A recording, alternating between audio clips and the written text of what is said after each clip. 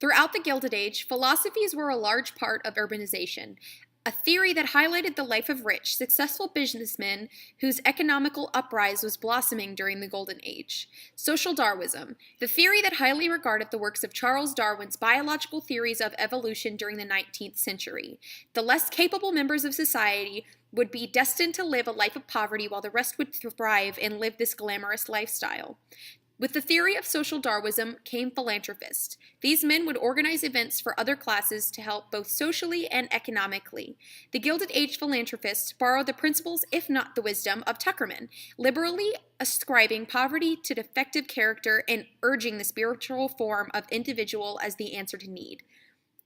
The emerging world of trusts and foundations were based on the social Darwinism idea of trusteeship, articulated by Andrew Carnegie in his famous essay, The Gospel of Wealth.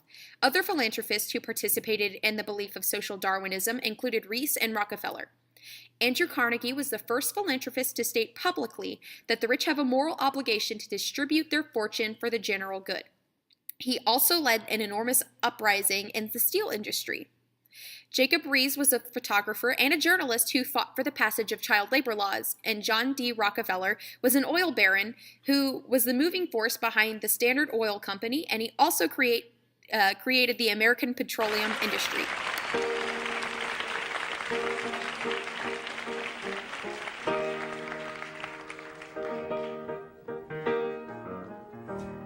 Oh, beautiful,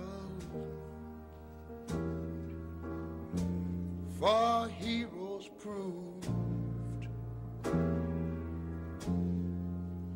in liberating strife.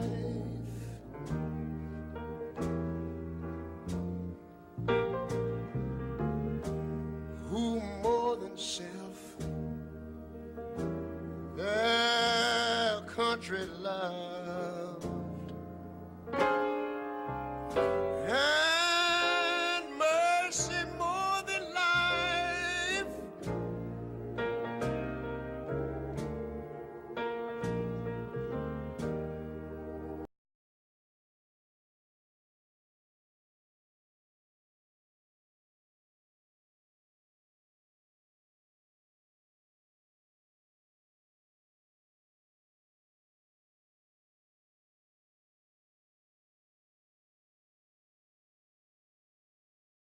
Elijah Grave Otis was a very wise, intelligent man.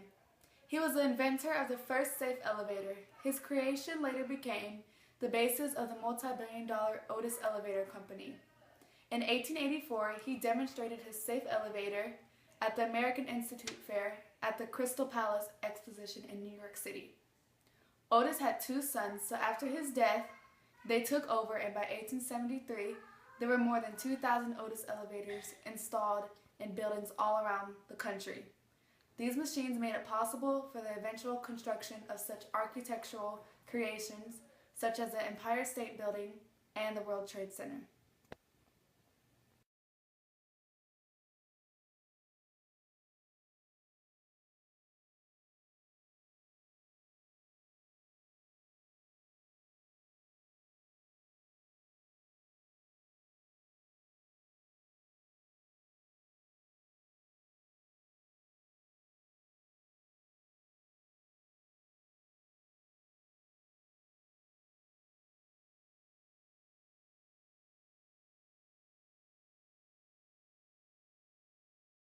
Developed in the 1830s and 1840s by Samuel Morse, the telegraph revolutionized long-distance communication. It worked by transmitting electrical signals over a wire laid between stations. In 1884, Morse sent his first telegraph message from Washington, D.C. to Baltimore, Maryland, and it was a success.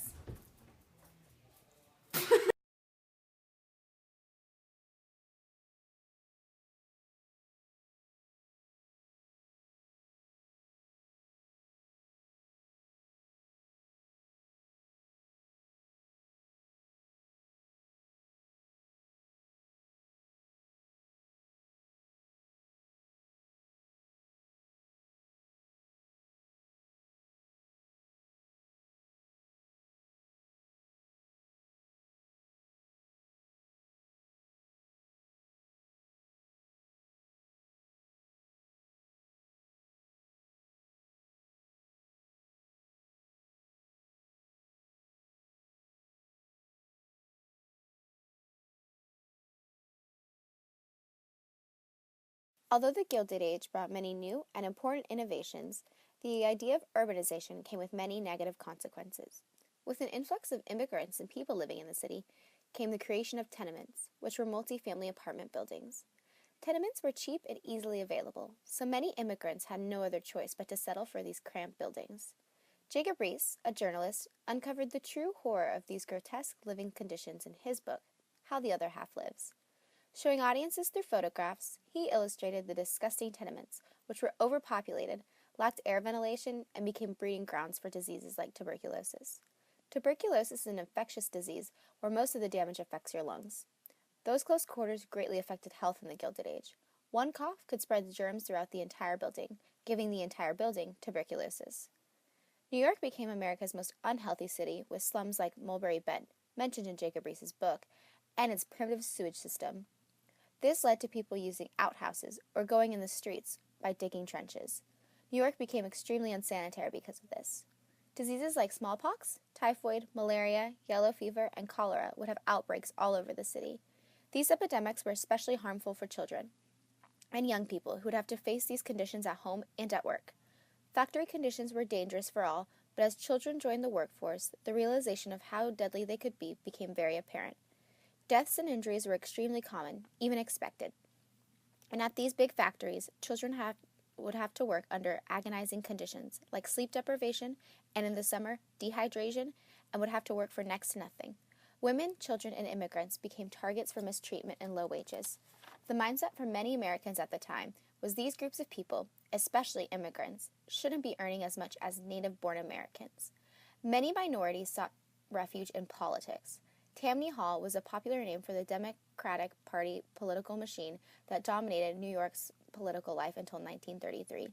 How this type of arrangement would work was immigrants would get a place to live and a place to work. In return, immigrants would have to support said political party. Later, the Society of Tammany became closely identified with graft, which was when a politician used their power for their own personal gain and further corruption.